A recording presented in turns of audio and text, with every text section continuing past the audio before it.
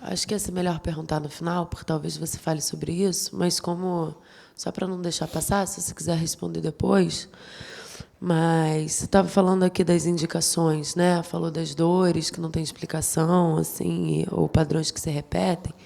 Mas eu fico pensando assim, por ser uma psicoterapia que é muito intensa e, né, enfim, assim, dá até um certo medo de mexer com uma coisa desse nível, porque está tão escondido, está tão profundo. Então, assim, como a gente distinguir? A minha pergunta é até onde vai? Tipo, se tem limitações, se tem certas coisas que é bom não resolver com isso, ou se são coisas só muito agudas, muito graves, em que aí já tentou fazer de tudo. Em último caso, a gente usa psicoterapia de vidas passadas, porque é, acho que é Vamos isso. responder isso. Tá. Fica tranquila. Eu acho que ela é indicada, o leque de possibilidades de alcance da terapia é virtualmente incrível, impressionante. Nós vamos ver aqui alguns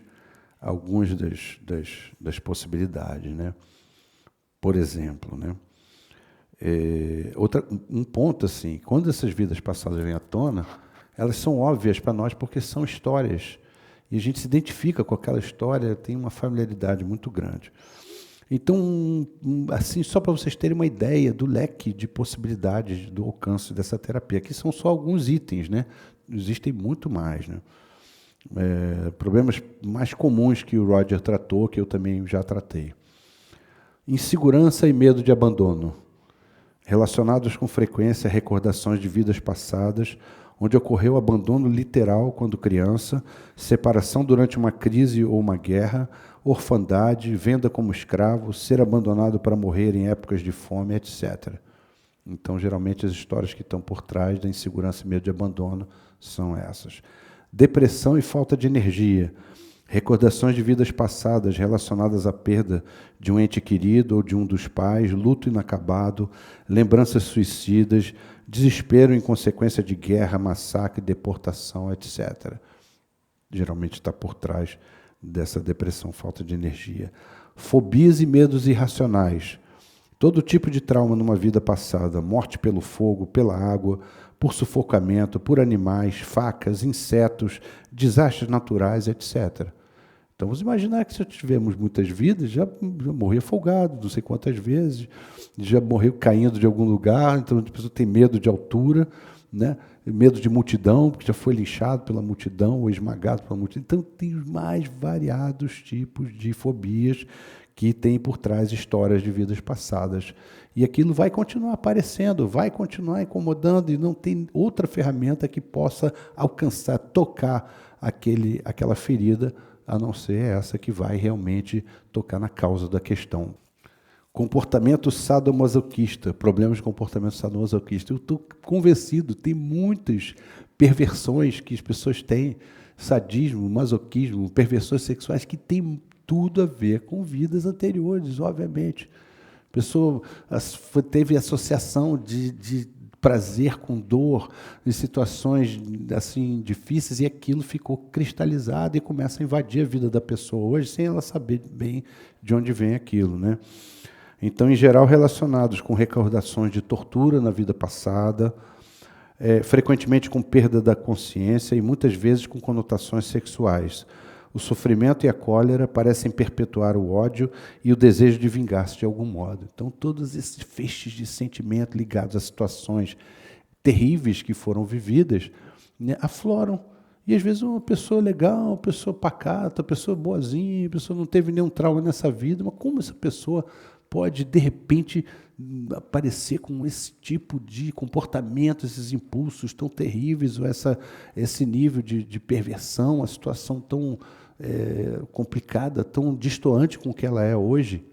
É claro, tem tudo a ver, porque nós temos esses personagens dentro de nós, né? O Roger, ele depois percebeu por que ele tem tanto fascínio pelos movimentos pacifistas, não quis nem ser escoteiro, não queria nada ligado à guerra, à agressão, mas ele viu que em outras vidas a capacidade para a violência era muito grande dentro dele. né? Então você começa a entender muito melhor milhões de coisas, né? Imagina a ferramenta incrível que seria para pessoas que estão nos presídios, que cometeram crimes, que às vezes foram tomadas por esses personagens e fizeram coisas terríveis, para essas pessoas se curarem efetivamente e não ficarem revivendo aquela situação ou se atormentando, se culpando e achando que não tem mais jeito para elas, né?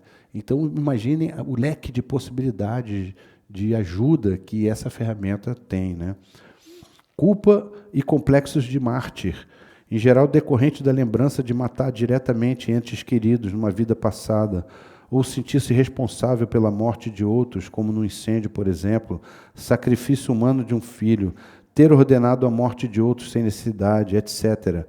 O pensamento recorrente é com frequência: a culpa é toda minha, eu mereço isso.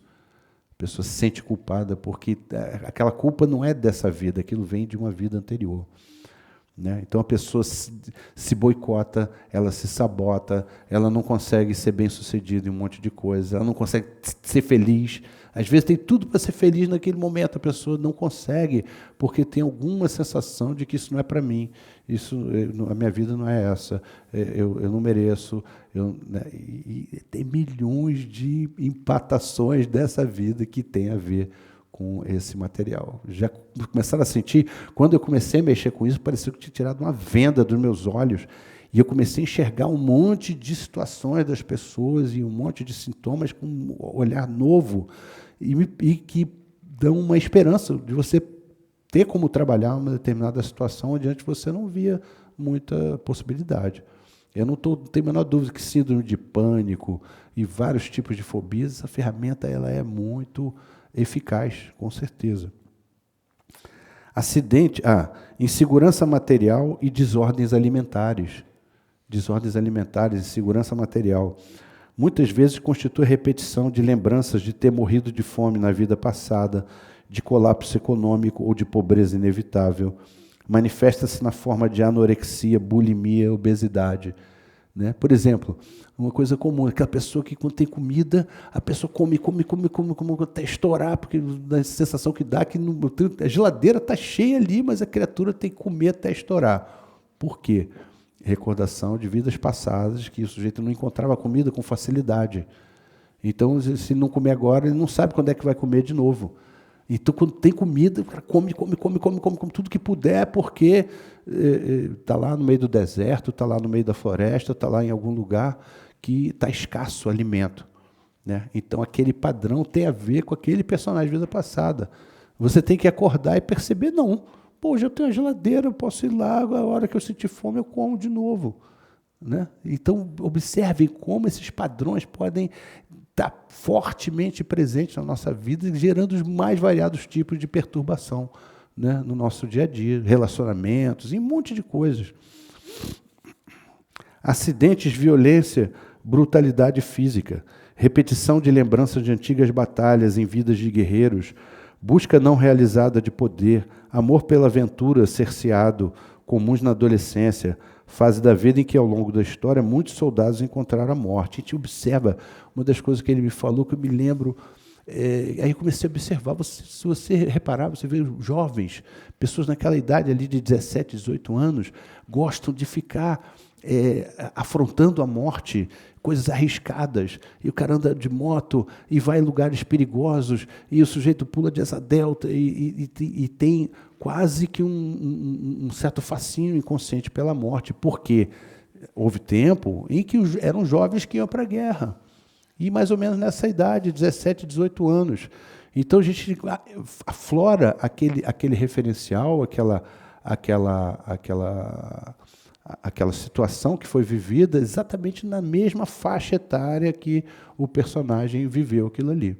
Isso é muito incrível, né? Um dos casos que eu vou trazer para vocês terem uma ideia como você não tem como explicar isso a partir de uma situação traumática, por exemplo, atual. O homem saiu para trabalhar a vida inteira, estava lá com seus 40 anos, foi trabalhar normalmente, trabalhava, ia para o trabalho, para casa e tal. Quando chegou naquela idade, com 40 anos, ele começou a ficar preocupado. Ele ia trabalhar e ligava para casa. Está todo mundo bem? Vocês estão bem? A família em casa, a mulher com os filhos, tal. Vocês estão bem? E daqui a pouco ele ligava 20 vezes para casa, daqui a pouco ele não conseguiu mais sair para trabalhar. E não conseguia mais sair de casa. Preocupado, uma preocupação. E muitos desses medos que a gente tem de alguma coisa que eu acho que vai acontecer, na verdade, não é o que vai acontecer, é o que já aconteceu. E você não precisa passar por aquilo de novo. Quando ele entrou na regressão, ele viu que o personagem com aquela idade, com 40 anos, saiu para trabalhar. Quando voltou, a família tinha sido dizimada. Aquele impacto de ter perdido. Eu não devia ter ido trabalhar, não podia ter ido trabalhar. Então, observe que as conexões, a história que aparece, ela traz as conexões de uma maneira absolutamente precisa, exata. Uma história que nem o terapeuta e nem a pessoa sabiam que ia ser daquele jeito, que a história era aquela. Né? E isso vocês vão ver na casuística de terapeutas aí do mundo inteiro. Né?